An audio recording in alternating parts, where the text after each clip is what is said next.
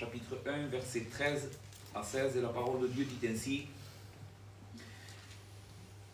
c'est pourquoi saignez les reins de votre entendement. Soyez sobres. Ayez une entière espérance dans la grâce qui vous sera apportée lorsque Jésus-Christ apparaîtra. Comme des enfants obéissants, ne vous conformez pas aux convoitises que vous aviez autrefois, quand vous étiez dans l'ignorance. Mais, puisque celui qui vous a appelé est saint, vous aussi soyez saints dans toute votre conduite. Selon qu'il est écrit, vous serez saints, car je suis saint. Amen. Amen. Frères, laissez-moi vous... Je ne sais pas si dire ça c'est comme une image, mais bon, c'est quelque chose de réel. La plupart des femmes aujourd'hui ici sont mamans et connaissent cette expérience le jour où ils vont donner naissance à leur enfant qu'elles ont porté durant quelques mois. La douleur est extrême.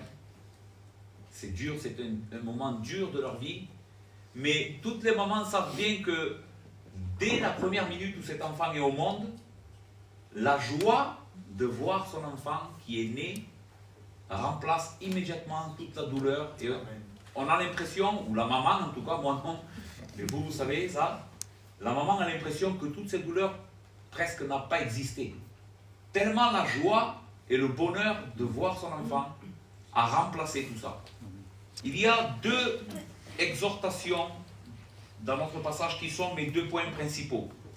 La première, c'est que nous devons vivre à la lumière de la grâce qui nous sera apportée quand Jésus-Christ apparaîtra dans la gloire. Et la deuxième exhortation que nous avons dans notre passage, c'est que nous devons être saints. Et ça va être mes deux points pour vous aujourd'hui.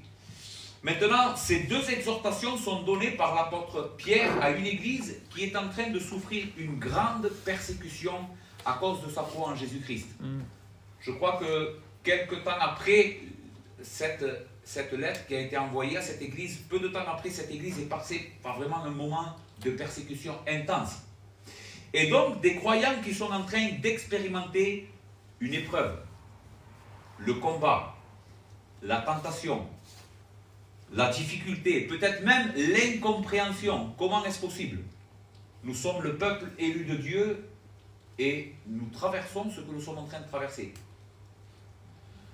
Donc mon but aujourd'hui, en vous exposant ce passage, c'est que je veux vous exhorter à que nous puissions demeurer fermes dans la foi.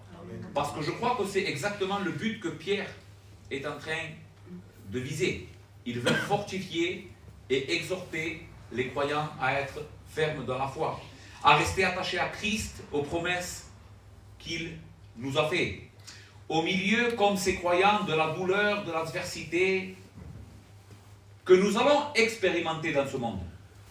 Les frères, le christianisme ne promet nulle part une vie sans souffrance. C'est quelque chose que je répète souvent, mais je crois que c'est quelque chose que nous avons besoin de bien comprendre. Pourquoi? Parce que je crains que certains d'entre nous, aujourd'hui ici, peut-être toi qui es ici aujourd'hui, nous avons une vision du christianisme qui est un peu, ou de l'église même, qui est un peu idéalisée. On pense que le christianisme ou la vie d'église est quelque chose, on a une conception, on croit que ça devrait être comme ça, mais ce n'est pas ce que la Bible écrit au sujet de la vie chrétienne et de la vie de l'église. Pour d'autres, la vie chrétienne, ils la conçoivent comme un Coca Light. Et laissez-moi vous... Je savais quand j'ai écrit ça que ça allait vous faire rire, mais je veux vous expliquer pourquoi cette image. Qu'est-ce que je veux dire quand quelques-uns d'entre nous, aujourd'hui, ici, conçoivent la vie chrétienne comme un Coca Light? Les frères, Dieu nous a sortis des ténèbres et il nous a sauvés, comme nous l'avons chanté, nous l'avons prié, nous le proclamons. Mais nous avons besoin d'être beaucoup plus radical avec notre péché que nous l'avons été jusqu'à présent. Amen. Frère, il faut qu'il existe une différence radicale, marquante, entre notre manière de vivre et la manière de vivre du monde, qui ne connaissent pas le Seigneur. Maintenant, je crois que notre concept de la sainteté est souvent ce qui produit ce type de christianisme light. Parce qu'on ne sait pas qu'est-ce que c'est la réelle sainteté, ou qu'est-ce que c'est désirer être saint.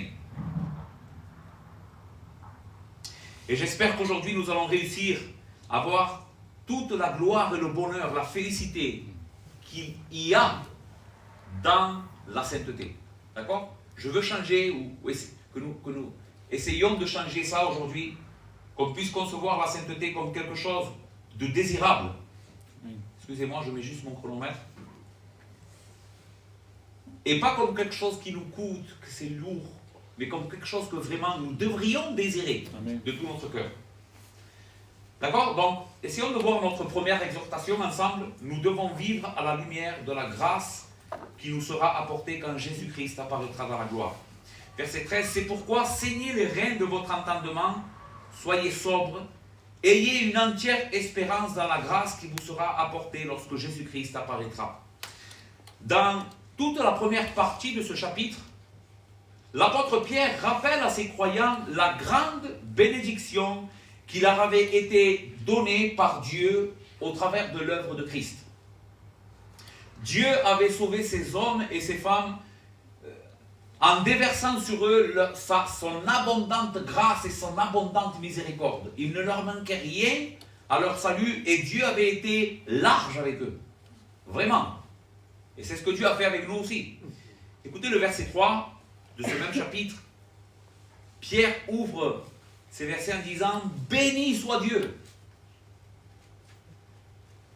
Des paroles de louange, d'adoration, d'exaltation de Dieu. Pourquoi? Béni soit Dieu le Père de notre Seigneur Jésus-Christ, qui selon sa grande miséricorde nous a régénérés pour une espérance vivante par la résurrection de Jésus-Christ d'entre les morts. Pour un héritage qui ne peut ni se corrompre, ni se souiller, ni se flétrir. Il vous est réservé dans les cieux, à vous qui par la puissance de Dieu êtes gardés par la foi pour le salut prêt à être révélé dans les derniers temps. C'est là ce qui fait votre joie. Notre joie, c'est le grand salut Amen. Que notre Dieu miséricordieux nous a donné. Amen. Dieu nous a sauvés, les frères. Amen. Dieu nous a sauvés de la malédiction, de la colère, du péché. Et on pourrait diviser cette bénédiction de Dieu, qui est décrite dans ce versets 3 et 4, en deux grandes parties. Dans la première partie, l'apôtre va parler de la bénédiction du salut de nos âmes. Comment est-ce que je dis, pourquoi je dis ça? Parce qu'il dit, béni soit Dieu le Père qui nous a régénérés. Ici, la régénération est la nouvelle naissance, et la manière comment Dieu sauve les hommes de leurs péchés au travers de la puissance de l'évangile. Paul dira dans, je crois, l'épître à Tite, il dira, il nous a sauvés, non à cause de nos œuvres que nous aurions faites, mais par sa miséricorde, par le bain de la régénération et le renouvellement du Saint-Esprit. Vous voyez, Dieu sauve par le bain de la régénération et le renouvellement du Saint-Esprit. C'est quelque chose, les frères, vraiment miraculeux. C'est la nouvelle naissance. Dieu nous plonge dans son esprit et il fait de nous une nouvelle créature. Mais il y a d'autres choses, on en a beaucoup parlé. Mais Dieu ne nous régénère pas seulement, mais il nous donne aussi une nouvelle justice qu'on n'avait pas jusqu'à maintenant. Il pardonne tous nos péchés, et il nous donne la vie éternelle. Donc, dans cette parole-là, béni soit Dieu qui nous a régénérés, nous trouvons le salut de notre âme. Mais le salut de notre âme comporte aussi d'autres vérités, d'autres bénédictions qui sont décrites aussi dans notre passage. Ensuite, il dit au verset 4, « Pour un héritage qui ne peut ni se corrompre, ni se souiller, ni se flétrir, qu'il vous est réservé dans les cieux. » Donc le salut, ce n'est pas quelque chose simplement que Dieu fait en nous transformant, en nous justifiant, mais c'est quelque chose aussi que Dieu nous promet. Qu'est-ce que Dieu nous a promis, les frères? Dieu nous a promis une vie éternelle. Amen. Écoute.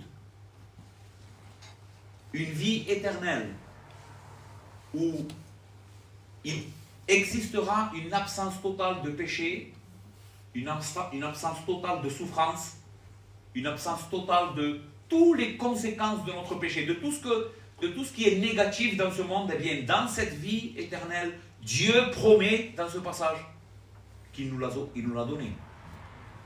Elle est à toi. Un héritage, dit le passage, qui ne peut ni se corrompre, ni se souiller, ni se flétrir. Il vous est réservé dans les cieux. C'est ce que Dieu t'a donné le jour où tu as déposé ta foi en Christ. C'est là ce qui fait notre joie. C'est là ce qui fait ta joie. C'est là ce qui devrait faire notre joie.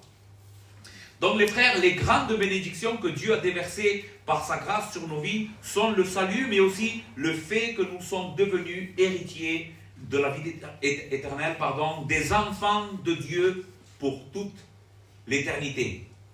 Qui allons un jour, comme je l'ai dit, expérimenter la gloire éternelle de la présence continue de Dieu. Pourquoi? Parce que dans ce monde parfait que Dieu nous promet et il nous dit, personne ne pourra changer cette vérité, elle vous est réservée dans les cieux. Dieu promet d'habiter avec nous. Dieu lui-même sera en présence de son peuple pour toute l'éternité. Et cette vie-là, ce n'est pas une vie spirituelle que nous vivrons dans un corps, dans une âme, esprit. Non, ça sera réellement un monde créé par Dieu. Une nouvelle terre, une nouvelle planète. Imagine, une nouvelle planète où Dieu lui-même habitera avec nous pour toute l'éternité. Maintenant, quoique tout cela est vrai, nous sommes encore dans ce monde. Nous, ceux à qui cette promesse est réservée, qui avons subi la régénération, nous ne sommes pas encore parvenus à cette gloire parfaite. N'est-ce pas? Écoutez ce que dit notre passage. Juste après, quoique maintenant, puisqu'il le faut, vous soyez attristés pour un peu de temps par diverses épreuves, afin que l'épreuve de votre foi, plus précieuse que l'or périssable, qui cependant est éprouvée par le feu, ait pour résultat la louange, la gloire et l'honneur, lorsque Jésus-Christ paraîtra. Oui, c'est vrai, cette gloire ineffable, ce cadeau de la vie éternelle nous est réservé, il est pour nous. Mais, quoique maintenant, de ce côté-ci de l'éternité, et là c'est le véritable christianisme, celui que je suis en train d'essayer de vous faire comprendre, qui ne vous promet pas de ce côté-ci de l'éternité la gloire. De ce côté-ci de l'éternité, il y a des difficultés. Quoique maintenant, il nous faut passer par des épreuves et être triste. Cela est nécessaire, les frères. Regardez le passage. Puisqu'il faut, pour que notre foi en ressorte plus forte, pour que notre foi en ressorte plus pure, purifiée, comme l'or est purifié par le feu. C'est l'image que Pierre utilise ici. Les frères, ici, nous sommes en présence du véritable visage du christianisme. C'est ça le christianisme. C'est être un disciple de Christ. Une personne qui s'identifie avec un crucifié. Laisse-moi te poser une question. Est-ce que c'est cette vision du christianisme que tu as, toi? Ou tu veux un christianisme dans lequel tu ne souffres pas, un christianisme dans lequel tu ne luttes pas, un christianisme dans lequel tu ne crucifies pas ton moi. Parce que celui-ci n'est pas le vrai christianisme. Le vrai christianisme, c'est s'identifier à quelqu'un qui est mort sur une croix. Jésus dira, si quelqu'un veut me suivre, qu'il prenne sa croix et qu'il me suive. La croix n'est pas simplement pour faire mourir nos maladies, faire mourir nos problèmes. C'est pas ça la croix. L'image que Jésus est en train d'employer dans ce passage, si quelqu'un veut me suivre, qu'il prenne sa croix. La croix, ce n'est pas les problèmes de la vie. La croix, c'est mourir à soi-même.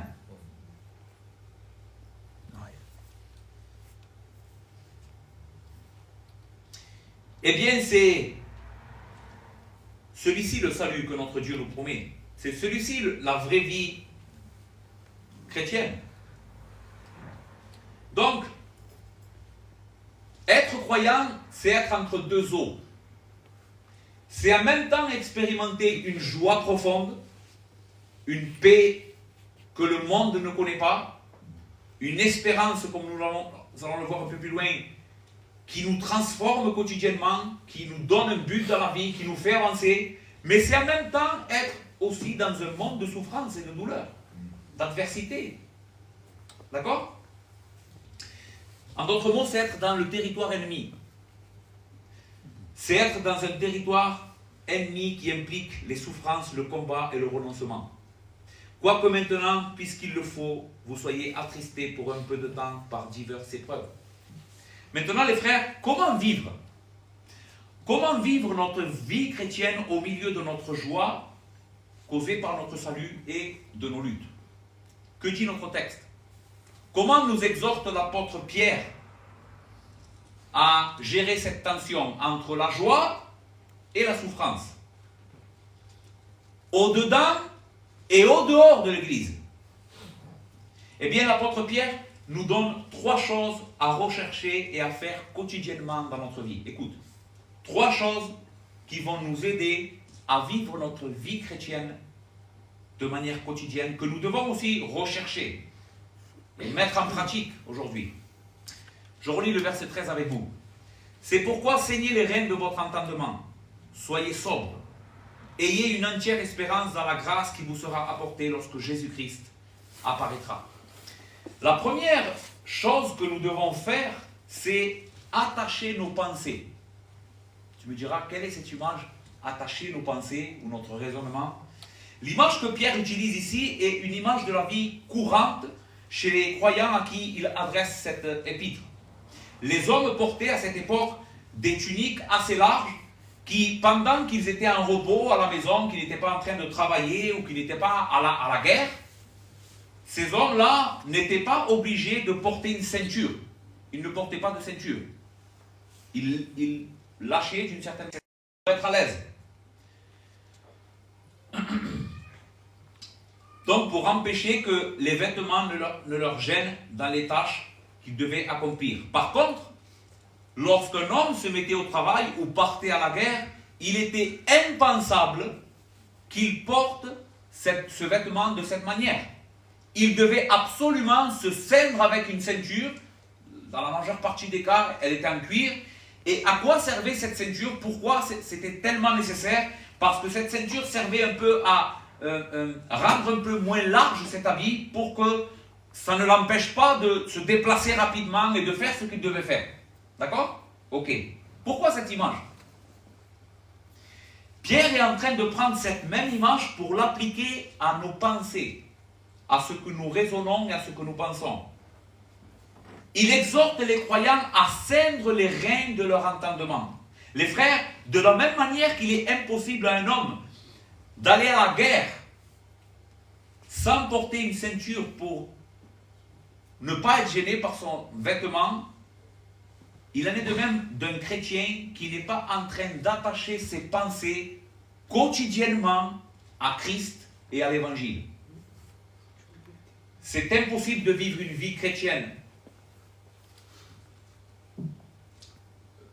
qui porte du fruit, qui va nous faire vivre de ce côté-ci de l'éternité avec joie et espérance, si nous ne sommes pas en train de faire quotidiennement ce travail avec nos pensées, avec ce que nous pensons. Le résultat va être, si on ne le fait pas, le résultat va être une vie chrétienne désordonnée, remplie de défaites, d'inutilité dans le royaume. Veux-tu être quelqu'un de désordonné dans la foi? Inutile pour tes frères? Eh bien, laisse vaguer toute la journée tes pensées. Et vous allez voir, ne passe pas beaucoup de temps dans la parole, ne réfléchis pas, ne médite pas sur ce que Dieu est en train de te dire. Et tu seras quelqu'un de désordonné qui va trébucher à chaque fois que tu vas vouloir bouger. Pierre demande à ses lecteurs de se tenir prêts. Prêts pour quoi faire? À faire un effort vigoureux et constant dans leur vie quotidienne pour garder leurs pensées. Parce que les frères, garder nos pensées en Christ, c'est garder notre cœur.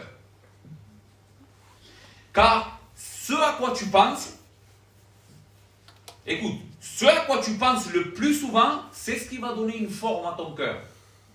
C'est ce qui va donner une forme à tes désirs. C'est ce qui va donner la direction à tes ambitions et ce que tu veux être et ce que tu veux faire. C'est ce que tu penses. Tout démarre là. Voici pourquoi la Bible nous dit gardez notre cœur plus que toute autre chose. Dans Proverbe 4, à partir du verset 20, écoutez ce que l'auteur dit. Mon fils, écoutez l'exhortation. Sois attentif à mes paroles. Prête l'oreille à mes discours. Qu'ils ne s'éloignent pas de tes yeux. Garde-les dans le fond de ton cœur. Pourquoi? Pourquoi ce père est en train de parler à son fils de cette manière? Mon fils, mes paroles sont le plus important pour toi. Fais-en le dépôt dans ton cœur. Car c'est la vie pour ceux qui le trouvent. C'est la santé pour tout leur corps. Garde ton cœur plus que toute autre chose. Car de lui viennent les sources de la vie. Les frères, le combat le plus grand que Satan est en train de mener contre toi, c'est qu'il veut te dévier de tes pensées. Il fera tout pour te distraire, pour inventer des millions de distractions, pour que les hommes ne pensent pas à Christ, ne pensent pas à l'évangile, en incluant les chrétiens, les frères. Je ne suis pas en train de parler ici que du monde qui n'est pas chrétien, mais même toi. Romains 11, verset 2. Ne vous conformez pas au siècle présent, mais soyez transformés par le renouvellement de l'intelligence afin de discerner quelle est la volonté de Dieu, ce qui est bon, agréable et parfait. Ne vous laissez pas mettre dans le moule du monde. C'est ce que Paul est en train de dire ici. Le monde fera tout son possible pour nous faire rentrer dans un moule. Vous savez ce que c'est un moule, n'est-ce pas? J'ai acheté à ma fille pour Noël, à Salomé, elle m'a demandé une fabrique de bougies. Vous savez comment elle fait ça? Donc dans ce jouet, il y avait des moules, d'accord? Et de la cire. Ce qu'elle fait, c'est qu'elle fait fondre la cire. Elle choisit le moule duquel elle veut faire une bougie et elle verse la cire dans le moule. Elle attend que ça refroidisse et ensuite nous avons la forme qu'elle a voulu donner à cette bougie. Eh bien, c'est ce que le monde veut faire avec toi. Il te presse par des philosophies, Netflix, tout ce que tu veux, pour essayer de te faire rentrer dans le moule qu'il veut te donner. Et Paul nous exhorte ici, ne vous conformez pas à ça. Ne laissez pas. Maintenant, comment on fait pour ne pas se laisser mettre dans le moule du monde? Mais soyez transformés par le renouvellement de votre intelligence. C'est exactement la même chose que Pierre est en train de nous dire. Faites attention à ce que vous pensez. Mon fils, garde mes paroles au fond de ton cœur, car de ton cœur va émaner la vie, c'est le bien pour toi. Donc la première chose que nous voyons, la première exhortation de Pierre dans notre passage, comment nous devons vivre dans ce monde, en attendant la venue de notre Seigneur, c'est en faisant attention à ce que nous pensons, les frères. Deuxièmement, la chose à laquelle le Seigneur nous exhorte, après nous avoir dit de garder nos pensées, c'est d'être sobre. Vous le voyez dans le passage? Soyez sobre. En grec, je ne sais pas si je le prononce bien, c'est nepho. Cette parole veut dire être calme, être concentré d'esprit, être modéré, être sans passion. C'est ce que veut dire le mot. Le même mot est utilisé par l'apôtre Paul pour décrire la manière comment les croyants devraient attendre le retour de Christ. Écoutez ce que 1 Thessaloniciens chapitre 5 verset 6 dit. Ne dormons point comme les autres. Qu'est-ce qui va se passer pour les autres à la venue de Christ? La Bible décrit qu'ils sont en train de dormir. C'est une image pour nous dire qu'ils vont être surpris. D'accord? Ils vont être surpris par la venue et la ruine de ce jour-là, la venue de Christ, va les surprendre. Mais nous, qui sommes du jour. Dans la journée, on ne dort pas, n'est-ce pas? Mais nous veillons et soyons sobres. Nous retrouvons ici notre parole sobre. Donc, la deuxième exhortation de notre passage, c'est nous devons être des personnes calmes, concentrés et pas dirigés par nos passions. Qu'est-ce que c'est une passion? Une passion, c'est un désir, ou oui, un désir, mais qui prend une place trop grande. Un désir désordonné. Par exemple, imaginez que j'aime bien faire du sport. Est-ce que c'est quelque chose de mauvais de faire du sport? Non, c'est même conseillé. Mais voici que je consacre, parce que j'aime trop le sport, je suis désordonné dans ma manière de pratiquer le sport. Il y a des personnes comme ça. Il y a des personnes qui font passer le sport, ou peu importe la chose que tu puisses... Alors ça peut être quelque chose de bon, comme ça peut être quelque chose, bien sûr, de péché, de clairement condamné par la Bible. Mais être une personne conduite par ses passions est quelque chose que nous devons apprendre à ne plus l'être. C'est la manière comment l'apôtre Pierre est en train de nous exhorter à attendre le retour de Christ, à vivre notre vie de ce côté-ci de l'éternité où nous sommes entre deux eaux. D'accord? Calme, concentré, sans passion. Concentré, les frères. Concentré. Troisièmement et dernièrement, pour ce premier point, avoir une entière espérance dans la grâce qui vous sera apportée lorsque Jésus-Christ paraîtra. Et ces paroles ont été en réalité celles qui ont résonné dans mon cœur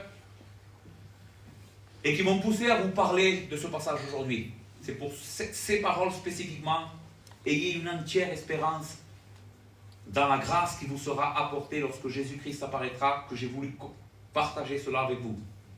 Je crois qu'il serait impossible, les frères, d'avoir une vie chrétienne forte, qui est capable de surmonter les épreuves et renoncer à soi-même, sans avoir une profonde conviction qu'un jour, écoute, un jour, toutes ces épreuves vont finir.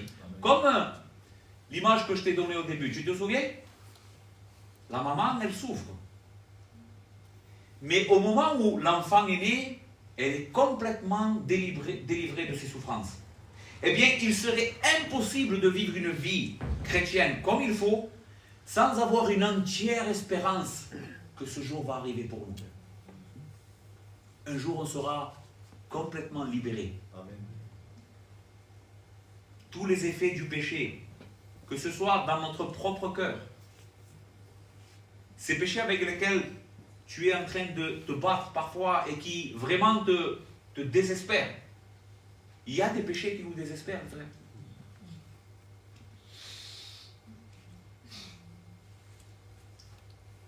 Les péchés aussi des autres.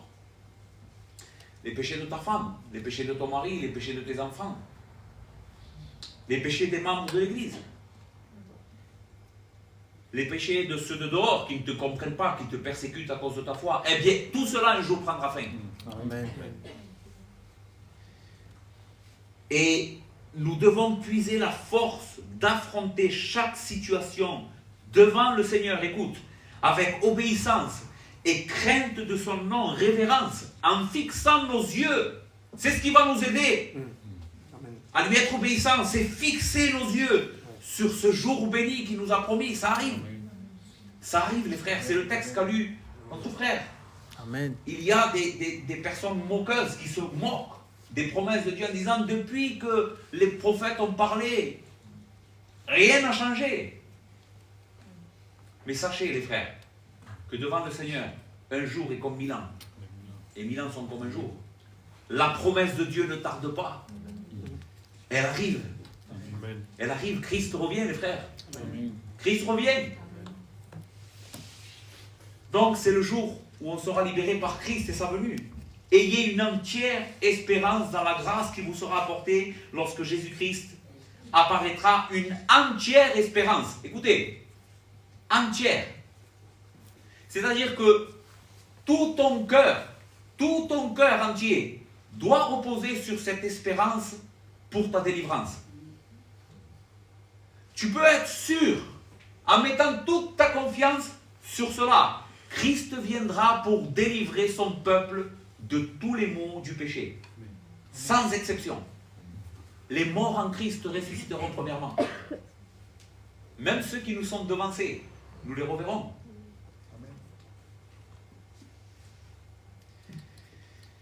Très Très bien les frères, nous avons vu notre premier point. Et la chose à laquelle Pierre nous exhorte au milieu de la souffrance de ce monde pour vivre pour la gloire de Dieu. D'accord? 3 choses importantes.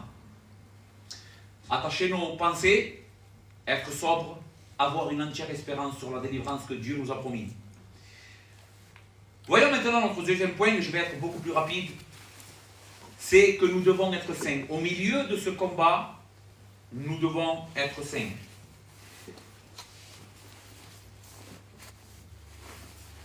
Voici ce que je voulais vous dire à ce sujet. Il y aurait beaucoup d'autres choses à dire et des choses peut-être que je ne maîtrise pas encore, certainement. Mais je pense que, à cause de la manière comment on conçoit la sainteté, c'est pour cela qu'on manque et on ne recherche pas assez la sainteté. Essayez de me comprendre.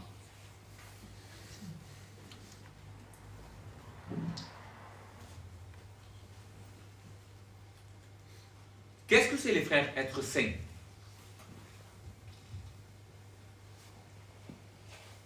Qu'est-ce que c'est à votre avis être saint? Pour beaucoup de personnes, être saint, c'est pas du tout ce qu'enseignent les Écritures. Même pour des chrétiens. Hein. Dans la plupart des cas, les croyants conçoivent la sainteté comme quelque chose de pesant. Quelque chose qui est dur à atteindre. Quelque chose qui nous prive un peu de notre joie. D'accord? Mais c'est tout le contraire que la Bible nous enseigne. La source de notre joie, la source de notre bonheur, c'est la sainteté. Être saint, premièrement, ce n'est pas être malheureux. Restreindre nos activités dans ce monde, nous priver de quelque chose de bon. C'est pas ça, être saint. Ce n'est pas être une personne coincée, mal habillée, religieuse, dogmatique. C'est pas ça, être saint. Non, être saint, les frères, c'est être une personne heureuse. Tu me diras, j'ai jamais entendu cette définition de la sainteté. Eh bien oui. Être saint, tu pourrais remplacer je veux être saint par je veux être heureux. C'est la même chose. Pourquoi? Parce que être saint, c'est ressembler à Dieu. Penses-tu que Dieu est un Dieu malheureux? Parce qu'il se restreint de faire certaines choses? Non. Les frères, la Bible décrit le Seigneur comme le Dieu bienheureux qui habite dans une éternelle félicité, qui n'a besoin de rien pour être ce qu'il est, qui brûle de joie, de sainteté, de tout ce qui est bon. Ça, c'est notre Dieu. Et être saint, c'est lui ressembler.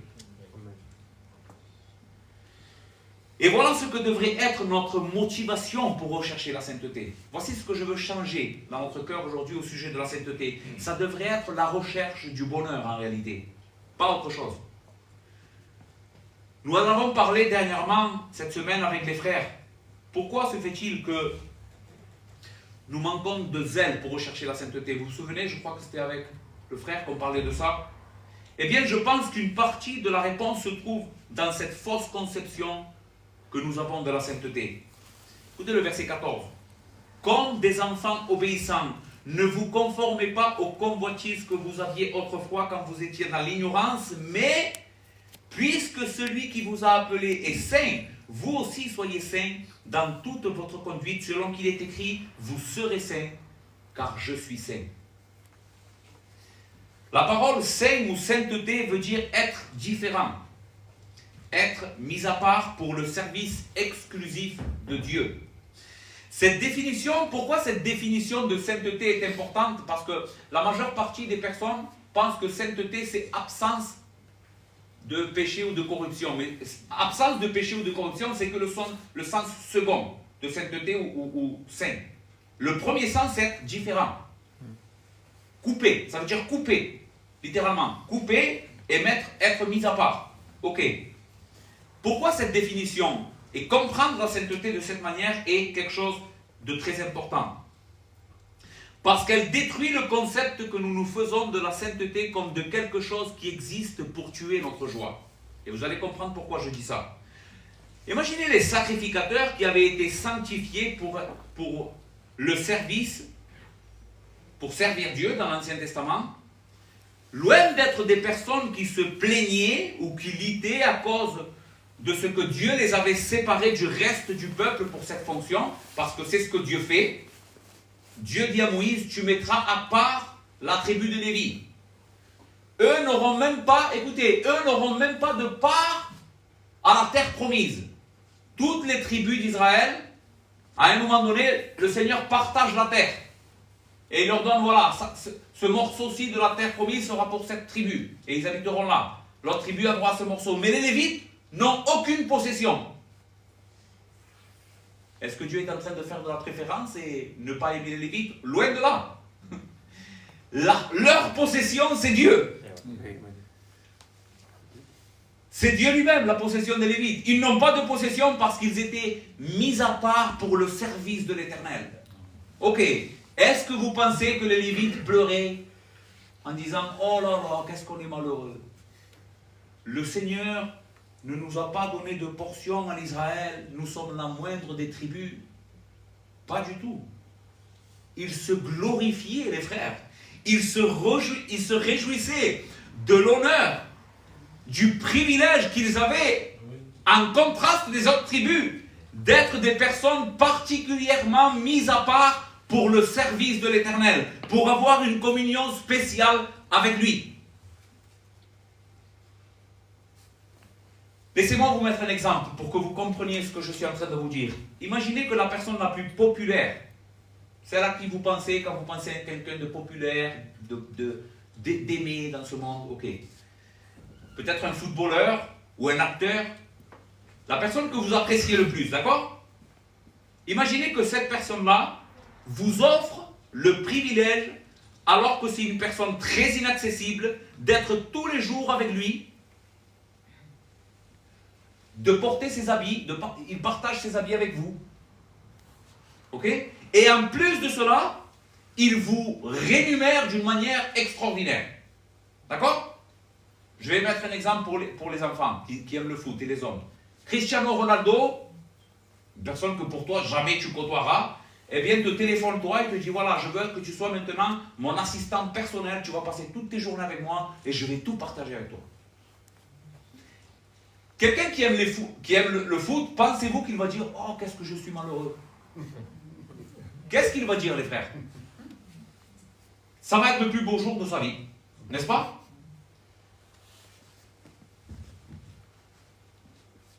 Est-ce que ça serait quelque chose pour laquelle ça demanderait beaucoup d'efforts de se lever pour aller travailler, être l'assistant personnel de Cristiano ou d'autres, ou autre chose? Comment il le ferait? Comment il se lèverait tous les jours pour aller au travail? Avec joie. Avec joie, envie d'y aller, d'accord? Désir de passer enfin ce moment avec Cristiano. Oh, je vais allumer Cristiano Ronaldo. Non, un acteur ou quoi. D'accord? Vous comprenez l'idée que je suis en train d'essayer de vous communiquer? Eh bien, c'est ça la sainteté, les frères. C'est ce que la sainteté devrait produire en nous. Même si nous avons des luttes contre le péché.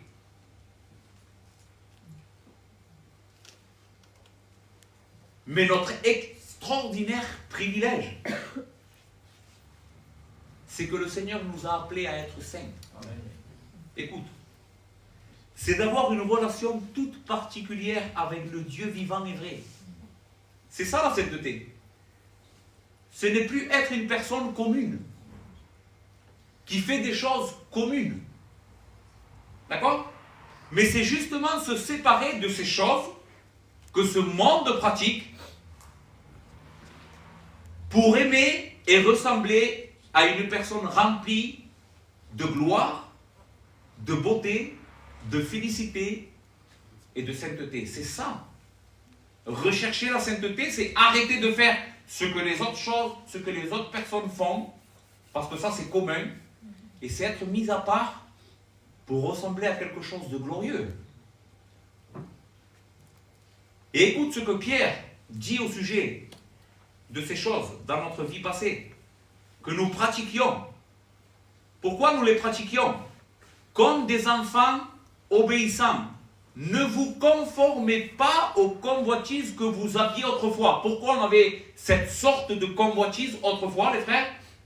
Parce que nous vivions dans l'ignorance. Mais désormais, on n'est plus dans l'ignorance. Maintenant, notre système de valeurs a changé.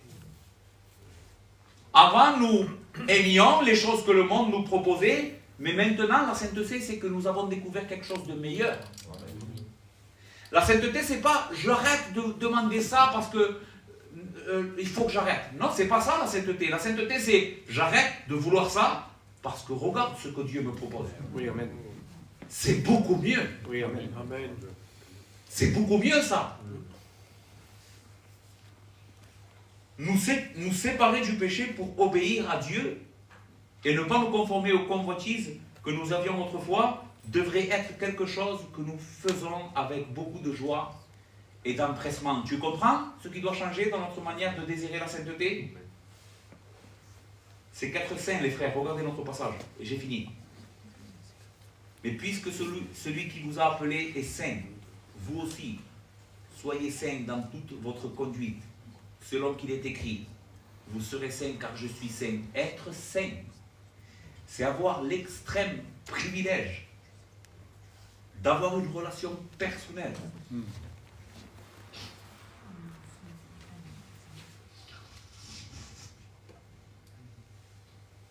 avec le Seigneur. C'est se lever le matin et dire je vais avoir communion avec mon Créateur. Et je vais essayer aujourd'hui de le ressembler. Tu écoutes ça? Je vais essayer aujourd'hui d'être comme lui.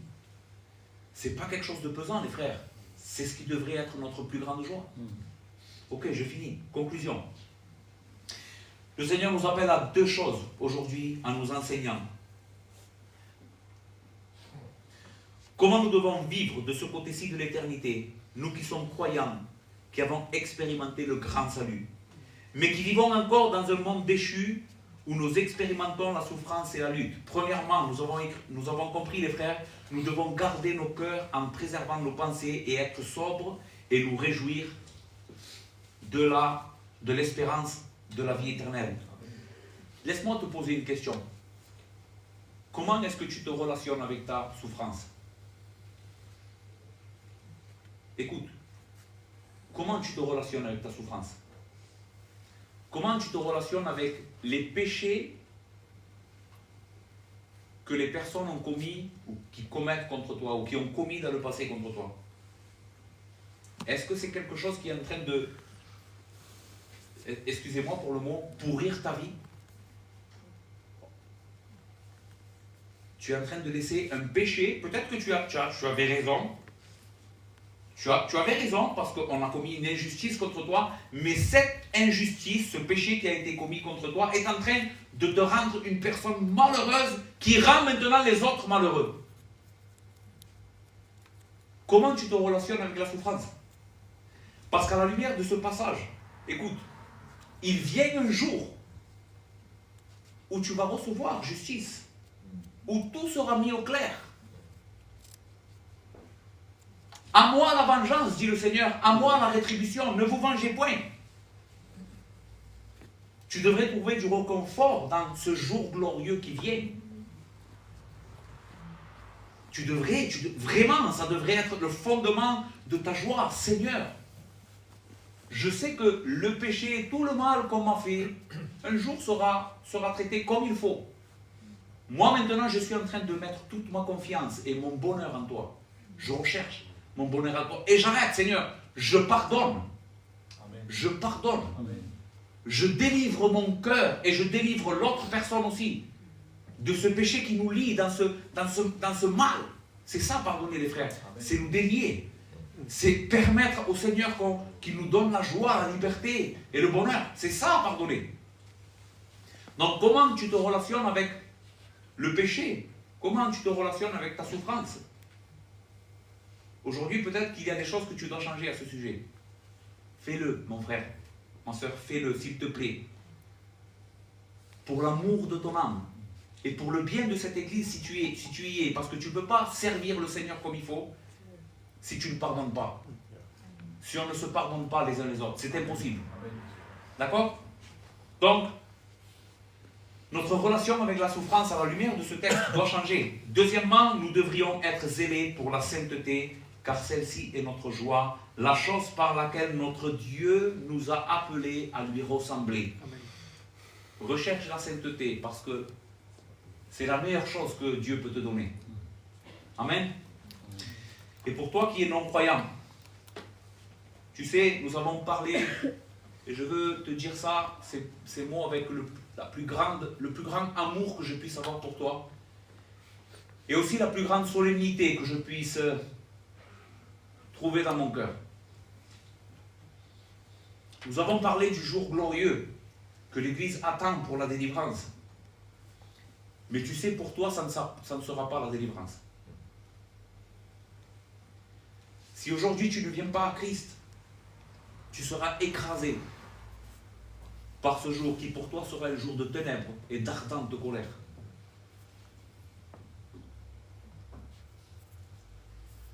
Le diable ne veut pas que tu écoutes ces paroles. Il veut que tu continues ta route en ignorant cette vérité qui approche sur toi. Comme le texte que nous avons lu tout à l'heure, les impies dorment. Mais je prie le Seigneur pour que tu sois réveillé à cette réalité. Être pécheur, c'est être privé de la gloire de ce Dieu saint, magnifique. Et un jour être sous sa colère, juste. Pas une colère injuste. Pas une colère qui juste essaye de te détruire parce qu'il veut. Non, c'est parce que tu le mérites. Tu mérites cela. Nous méritons tous cela. Nous avons tous péché contre ce Dieu bon. Et nous nous sommes rebellés contre lui. Et l'humanité entière est sous le poids de cette juste colère. Mais le Fils de Dieu, écoute, le Fils éternel de Dieu est venu il y a 2000 ans pour nous annoncer la bonne nouvelle que Dieu était en Christ, réconciliant les hommes avec lui-même, en n'imputant point leurs offenses, Amen. Mais en nous pardonnant, Amen. En nous lavant Amen. Par le sang de l'agneau. Tu peux aujourd'hui échapper à cette colère, et ce jour deviendra pour toi aussi ton espérance. Tu sais qu'est-ce que tu dois faire? Viens à Christ, simplement. N'essaye pas d'être une meilleure personne, de te gagner le salut par tes œuvres. Tu dois simplement reconnaître ce que Dieu est en train de t'enseigner aujourd'hui et dire: Seigneur, je me rends à toi aujourd'hui. Je fais confiance à toi pour me donner la vie éternelle, car toi seul peux le faire. Que le Seigneur bénisse sa parole dans nos cœurs. Notre Père, nous bénissons.